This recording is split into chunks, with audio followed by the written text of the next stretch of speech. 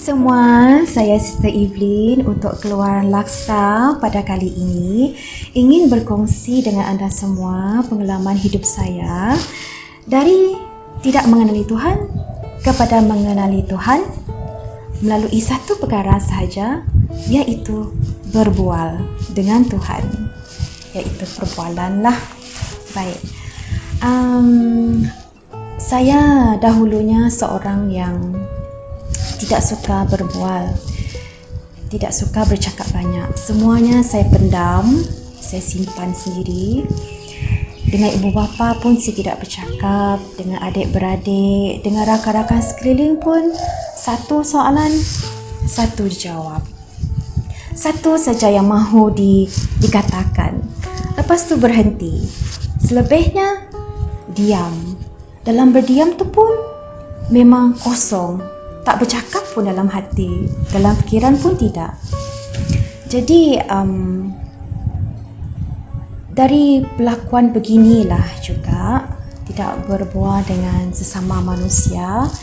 Begitu juga saya tidak berbual dengan Tuhan, kerana saya tidak ada pengalaman untuk berbual dengan orang sekeliling. Belum merasai bagaimana experience untuk mendapat pengetahuan dengan ilmu melalui bertukar pendapat melalui perbualan. Jadi tingkah laku seperti ini yang berdiam diri dan bisu ini telah menjadikan saya seorang yang tidak kreatif, tidak berpengetahuan, tidak berkeyakinan diri tau. And then salahkan orang lain, salahkan situasi, begitu serba-serbinya negatif. Okey, jadi keseluruhan tingkah laku begini, saya tidak berkembang dalam fikiran dan juga kelakuan yang matang secara langsung, tidak matang juga dalam rohani, iaitu hubungan saya dengan Tuhan. Perkara ini berlarutan sehingga dengan sendirinya saya pada suatu ketika saya mengalami beberapa peristiwa yang saya perlahan-lahan sendiri menyedari Tuhan itu sebenarnya mendengar apa yang saya cakap, walaupun dari perbualan langsung atau secara tidak langsung. Yang pertamanya yang saya perasan bila saya recall balik, iaitu berbual secara biasa-biasa mengenai minggu panggilan. Di sini saya macam bosan. Kenapa lah setiap tahun ada minggu panggilan ni? Saya kata saya membebel lah. Tak tahu kan Tuhan tu memang dengar pas sebelah atau depan atau di mana saja. Tuhan, kalau kau nak panggil orang jadi padri kah, jadi religious lah, kau panggil lah. Apalah minggu panggilan ini bosan. Saya kata macam tu. Ya, usia muda, macam rasa diri sendiri betul lah kan, sombong. Ya, itu dalam muda kata orang. Okey. Jadi ada juga come across dalam membebel-bebel tu, ada juga menghadirilah beberapa ordination para padri, dan kalau tak salah saya sekali saja saya ada mendengar pengumuman untuk final profession untuk the sisters. Tapi saya ignore masa tu. Saya just tengok dia, okey dah ordain, okey ada father, okey. Yang religious sister ni pula, okey lah. Apa final profession tu pun aku sih tahu. I don't care, saya kata. Okey, membebel, okey, dan teruskan kehidupan seperti biasa tanpa sedar tu, belum sedar. Jadi yang keduanya pula minggu panggilan lagi.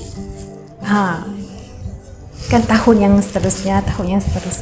Apa minggu panggilan ni tidak habis-habis, saya kata.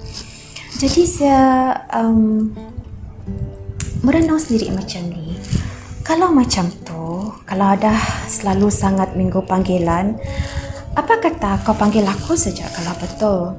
aku salah seorang yang kau panggil. Beranikan mencabar Tuhan.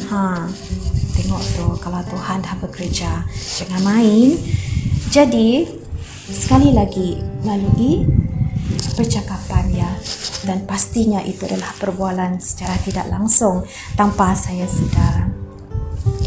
Dan cabaran ini terjawab apabila saya rasa gundah gulana, dan perasaan itu adalah perasaan orang jatuh cinta. Jadi di situ saya mula untuk menyedari sesuatu. Kau berhati-hati, Lin. Kalau kau nak cakap, biar pandang-pandanglah. Jangan seketika kau je nak cakap. Tengok apa yang telah berlaku dengan kau sekarang. Kau tak dapat tarik balik sesuatu yang bagus. Jangan kamu orang suspend, takut dengan panggilan kalau perasaan itu ada. Okey. Di sininya kan konteks yang cakap tadi itu adalah perbualan. Jadi setelah saya menjawab panggilan Tuhan, perlahan-lahan saya menyadari perbualan dengan Tuhan itu adalah sesuatu yang benar dan memang berlaku begitu. Di mana ada juga saya mengalami satu lagi pengalaman perbualan ini, apabila dalam perbualan ini adalah perbualan yang tegas dengan Tuhan, kerana apabila saya memasuki training formation lah, di situ apabila saya mula untuk memasuki formation house, sebelum itu bapa saya telah jatuh sakit dan beliau dimasukkan di pusat jantung di Kuala Lumpur kerana beliau bertugas di Kuala Lumpur pada waktu itu. Jadi di sini juga saya berbual langsung dengan Tuhan secara tegas bahawa kalau betul panggilan ini yang kau mahu dari aku untuk melayani kamu, bahasa pun pakai perkataan yang begitu, lakukanlah sesuatu terhadap ayahku dan juga ibuku dan keluargaku. Kau lakukanlah apa yang baik untuk kami, untuk aku dapat melayanimu tanpa dengan ragu-ragu di situ. Jadi syukur kepada Tuhan, dia mendengar dan dia menjawab secara langsung ini. Apabila syukur pada Tuhan, ayah saya sehingga sekarang ini dia dalam keadaan yang sihat. Memang dia memang tua, tapi tidaklah seperti yang kita selalu fikirkan bahawa kalau jantung akan mengalami komplikasi yang teruk dan terus membawa maut. Dia syukur tidak seperti itulah. Dalam formation saya sudah 7 tahun, beliau dalam keadaan sihat. Okey, jadi perjalanan saya perlahan-lahan menyedari, dibimbing oleh Tuhan apabila dalam junior sister saya ini, dalam formation saya mengalami keberkatan.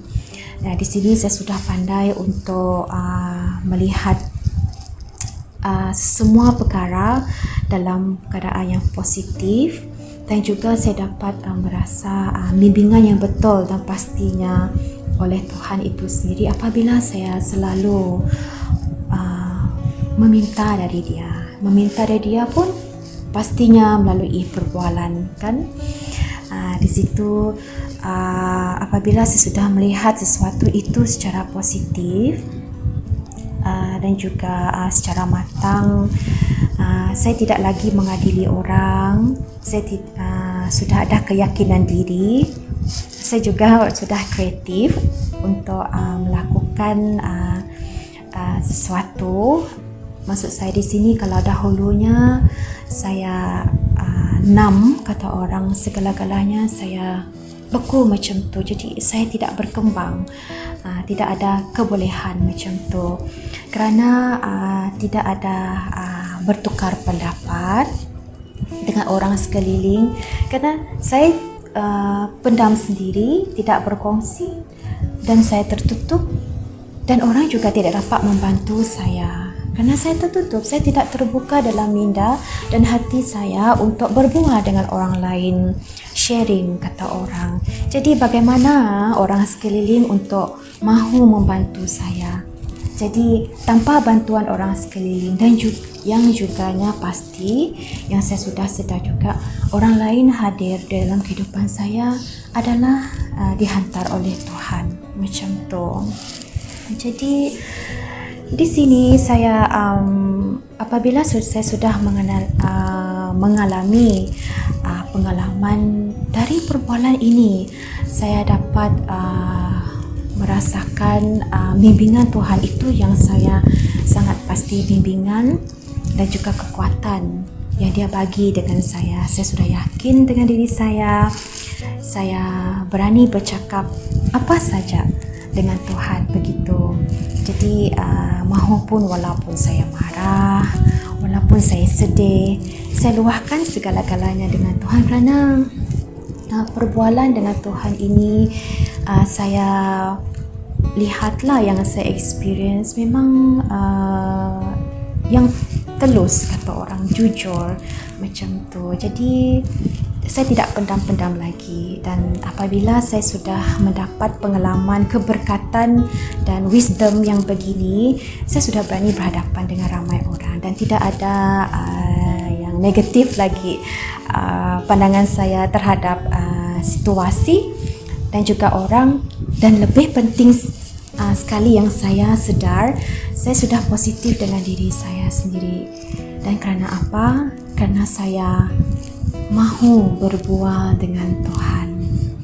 Itu yang saya sudah sedar sekarang.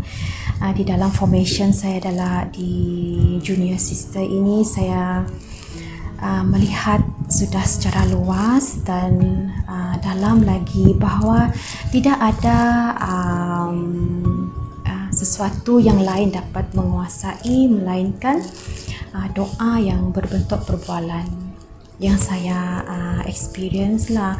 Di sini juga saya beroleh sesuatu yang baru melalui keberkatan Tuhan ni, apabila saya selalu reflect lah, buat renungan dalam Injil Matthew bab 7 ayat 7 hingga 11. Okey, di sini di dalam baris ini dia mengatakan, ask and you will receive, seek and you will find, knock and the door will be opened to you.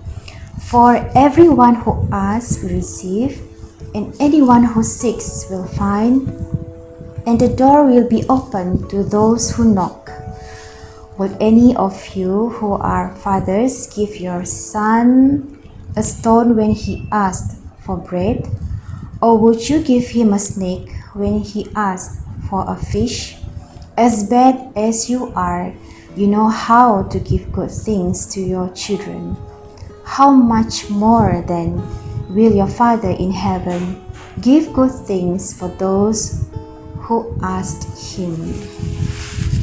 Semua di sini dia kata bertanya, mengetuk, okey, dan lebih pintu akan dibukakan untuk kamu.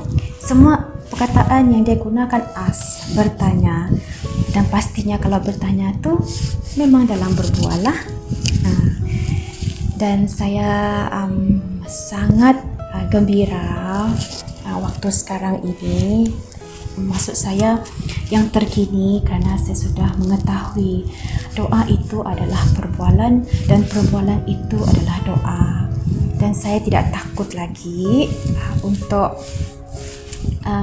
bercakap dengan Tuhan, kerana Tuhan itu mendengar, dan dia memang baik hati untuk mendengar apapun yang saya kongsikan dengan dia. Kerana apabila saya berkongsi dengan dia, saya juga dapat berkongsi dengan orang sekeliling. Dan apabila dapat berkongsi dengan orang sekeliling, begitu juga saya dapat berkembang secara positif, matang dalam fikiran dan hati saya, kelakuan dan kehidupan saya. Saya bersyukur sangat dengan Tuhan. Jadi sampai sini saja sharing saya. Saya harap perkongsian saya ini dapat memberi sedikit sebanyak bagaimana kita melihat perbualan itu bersama Tuhan adalah satu mukjizat. Okey. Terima kasih semua, sehingga kita berjumpa lagi. Bye.